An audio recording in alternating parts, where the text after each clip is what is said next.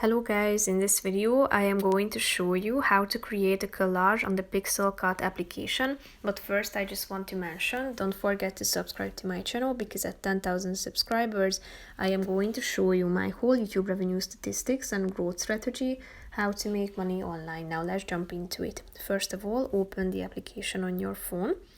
After that, you should tap on the create button down below on the left side corner of the screen, then tap on the all button in the middle on the right side.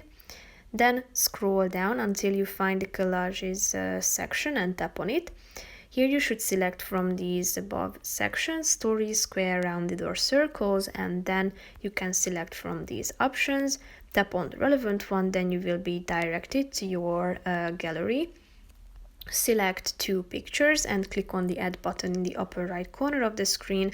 Then they are being imported, as you can see. So here is your collage created. You can add images to it, change the background. If you tap on the change background button like this, you can select from colors, add stock photos or from your photos, and when you are done, click on the share button at the top of the screen. So that's pretty much it for this video, guys. See you in the next one. Bye bye.